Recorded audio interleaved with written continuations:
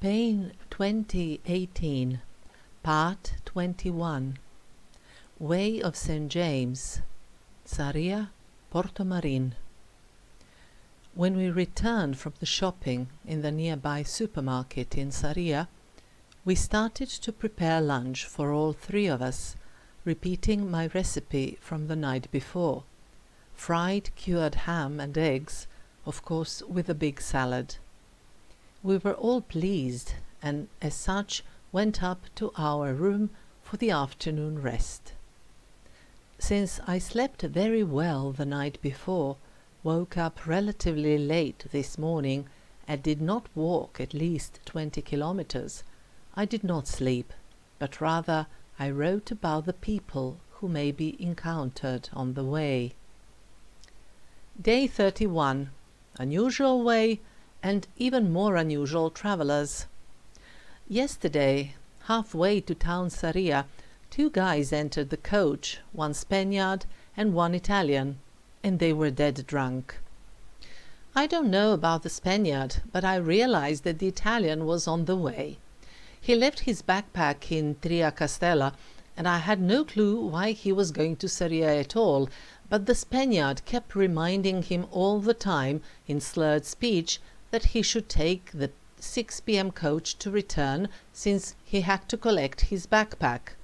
Still, this did not prove enough, so when we reached Sarria, the Italian started to search the minibus looking for his backpack and wondering aloud where he had left it. Apart from the fact that they were so drunk already at 10:30 a.m., I found it fascinating that they were speaking half in Spanish, half in Italian, and then at some point the Italian started to confess in English, admitting to his pal that he had spent 3 years in some prison in South America and that it was a horrible experience. The Spaniard told him several times he did not speak English, but when they finally managed to understand each other, he also said that he himself had been in prison for 5 years. A fine company. At some point, the Spaniard started to shout to the driver, "Hey, buddy," and then finally, "Driver." And when the latter responded, the Spaniard asked him to turn on some music. As it happened, the driver would do it gladly, but the radio did not work. Then the drunken Spaniard advised him that he should take the minibus to a mechanic and have it fixed. We continued to drive with no music. There was a very nice garden at the hostel, and I rested a lot there since it was sunny, but not too hot. I met there a very nice Italian, Marina, a completely cheerful girl who had absolutely no problems whatsoever and enjoyed each second of the experience. There was also a German woman who had ghastly blisters all over her toes, like I used to before, so I gave her some advice. There were also a couple of Americans in the garden. One of them, with whom I talked a little, was obviously very religious, not only because of the cross he wore around his neck, but also because he tore up when I told him about David, the Italian who lost his wallet that was later returned to him intact, saying, full of emotions, "That is the way." Last night, before going to bed, I also met Maria, a Spanish woman who had decided to give up. She had already been on the way 7 times, and each time she was fine, but this time she got a severe inflammation of her left Achilles tendon and practically could not walk. She did go to the doctors. They gave her all sorts of things, but she simply almost could not even get to the toilet, let alone continue to walk. This morning, when we woke up, while I was solving a Sudoku puzzle in my bed, I could see her suffer, and although it seemed to me her leg was less swollen than the night before, she cried silently. It must have hurt her terribly. She also worried how she would get home, although there was a train from Sarria to Madrid, but on account of the getting on and off the train.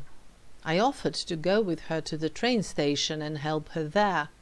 She thanked me and said she would check if there was a service at the station to help her get on the train, but as it turned out she should have called them earlier, so we went together by taxi. I helped her with her backpack and I let her hold my arm. So we had coffee there, and later I walked back to the hostel. Meanwhile, Francesco and Gabriele arrived in Sarria. Gabriele did not feel well yesterday, some stomach problems, but it all calmed down today. Then Francesco told me he had met some Italian from Pisa who was 76, and this was his 14th time on the way, and apparently he was doing fine. While I was making this break in Sarria, I met again two jolly and positive Italians, as if there are any other types among them, whom I had encountered several times before. Angela walked with them for a while. I met a young German who spoke Serbian. I saw again a very nice couple of Hungarians that I had met the other day, and that confused the petit bourgeois part of me, because he did not resemble her as if she were his mother, and the age difference appeared even greater. Then I met Enzo again, a French guy of the Italian origin who dislocated his knee along the way and had to make a long break in Leon, but still continuing to walk. I also saw the two Spaniards who walked by a cart pulled by a donkey while being followed by a dog. I had already heard from Angela before that, among other things, they had a canister with 5 liters of olive oil they had produced themselves, but today I saw they also had chickens on this cart of theirs. I saw a myriad of others who marched forwards. Some say buen camino, some just pass by you without a word. This is an unusual way, apparently different each time, and each time different for each one of the unusual travelers. In front of me, 118 kilometers. Behind me, 749 kilometers. Later, all 3 of us continued resting, but by sitting either out in the garden or in the bar restaurant, where we also had a better internet connection. Gabriele had his own tablet he used for playing on. I had my Transformer book, while Francesco still kept solving Sudoku puzzles with dedication, and it was clear that he has become very good at that. And then, at some point, we started preparing dinner. This time we had a guest as well. Earlier that day, Francesco met Francisco, a Brazilian who we had met a couple of weeks before, and whom we had regularly encountered on the way. Back when we first found ourselves at the same albergue, he gave Francesco some special cream that made the open wounds Francesco had on both small toes heal faster. So I suppose that, in addition to being namesakes and that they were both equally talkative, Francesco also wanted to thank Francisco. This was quite all right for Gabriele and I, since we just enjoyed hanging around and having dinner with nice and fun people. Over an improvised but nice and tasty dinner and good Spanish wine, we found a lot of shared topics, talking in several different languages, but we all understood one another perfectly. Still, like every other evening on the way, we parted relatively early, since we had to continue walking the following day, and do so very early. I have already said that a lot of walking pilgrims start on their way right here in Sarria, which is well connected with the other parts of Spain. Although it is situated 18 kilometers before the milestone marking 100 kilometers that need to be covered in order to get Compostela, the certificate on the completion of the pilgrimage, it is precisely this good railway network connection that makes it ideal for the beginning of this version of the way. Whether because of the popularity of this part of the way and the higher number of pilgrims, or by pure coincidence, along the standard section of 23 kilometers to little town Portomarín, there are as many as 17 villages and hamlets through which the way passes, not counting the starting and the finishing points of the section. So it was clear that this day we would not have any problems about where we may take a break, one or several of them.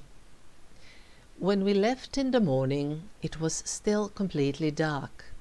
Already in Sarria itself, it was necessary to go up some steep streets that were still sleepy so early, and apart from us there was nobody else out. That ascent was probably not as steep as it seemed to me, but taking into account that in the previous days I was exposed to minimal efforts, everything appeared difficult. Still, there was no other way around it, and I just followed my friends. By the way, as opposed to the other days, neither Francesco nor I were in the talking mood early in the morning. Gabriel was always moderate in this regard. Like a well-synchronized machine, the three of us functioned perfectly, and without uttering a single word we walked on and spontaneously decided which way to go if there was an option available.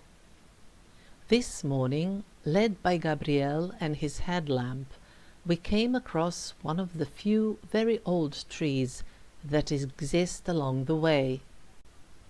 Francesco was much more knowledgeable about this than me, and he just mentioned that the tree seen in one of the photos had several meters in circumference, truly impressive even in pitch black. Since today's route often led us through small settlements, we could often see traditionally built houses. Some of them, like the one you can see in one of the photos, have obviously been reconstructed and modern elements have been added to them, such as better fitting windows, but what caught my eye was a hole in the exterior wall that obviously served some function, I presume linked to ventilation. But actually neither of us knew what the hole was really there for, but there was certainly the first time I saw something like that. Following the way from one village to the next, we walked between fields or through groves, and everything was quite green, even in the second half of July. Generally speaking, this part of Spain is rather rainy, and consequently green, on account of the proximity of the Atlantic. As it may be seen from the photos in my blog, in addition to the green color of the vegetation, we mostly had grey because of the clouds that covered the sky.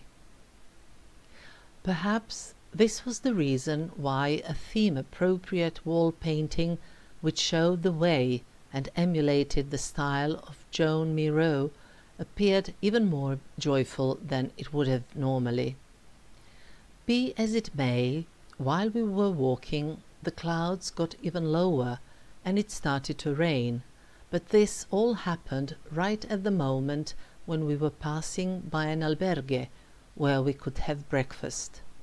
Still, we did not dwell there for too long after the breakfast, but continued although it still drizzled. The moment finally came for us to use some of the things we had with us with the purpose to keep us or our backpacks dry. Francesco and Gabriel had covers for their backpacks, while I had a wide raincoat that covered both me and my small backpack. The rain stopped soon, so I took the raincoat off, since it fell hot underneath. What makes Galicia different from the rest of Spain through which we had already walked is linked to the following story. Namely, while we were treading along the parts of the way that seemingly had no end, When we would finally glimpse the bell tower of a church as the first sign we were approaching a village, we would cry out "Cagna," meaning draft beer, and over time this turned into a code for a break. Then I went a step further, and as a joke said, "Wherever there's church, there's a bar." And it was indeed like that. At that time we were walking through villages that were not distributed very densely along the way, and therefore they almost always had a church and at least one bar in their centre. Well, since I actually did not walk through the first part of Galicia, it was on this day that I became aware of the following. There were significantly fewer churches in the villages, or the villages were so small and so densely positioned that churches simply had not been built in all of them. On the other hand, we did pass by and saw a couple of churches, but here they had a completely different position in comparison to Castilla y León, for instance. So I came up with a new saying: in Galicia, where there's a church, there's a cemetery. And Francisco doubled with laughter at this. And then we finally reached the mental milestone, the place from which there is, if I can say, only 100 kilometers left to the cathedral in Santiago de Compostela. Needless to say, we stopped here and took photos, like probably all other pilgrims who walk this way. Although a lot of pilgrims pass here, and although there are a lot of albergues, be bed and breakfasts, small hotels, bars and restaurants, this is still primarily a rural area. The local people here deal with the activities typical of such areas, not necessarily linked with pilgrims and tourists, and these are agricultural activities. We were already used to passing by large fields under crops, but this morning we also came across a herd of free-range cows. We soon came across a very nicely developed and kept place for the stay of pilgrims, and I went to their bar in order to start a regular collection of stamps in my new pilgrim's passport, that is, the credencial. Namely, I was not sure that I would have the space in my original pilgrim's passport, and it was vital that I collect the stamps because it is on the basis of them that later in Santiago it is ascertained whether the person has really done the pilgrimage. Here I saw the Spanish woman with whom I travelled on the same coach to Sarria and who had problems with her tendon. We were truly very glad to see each other, and we hugged, after which we parted, wishing each other all the best and buen camino. While walking, I also started regularly seeing granaries, some of which were very picturesque. Galicia is indeed very beautiful, very green.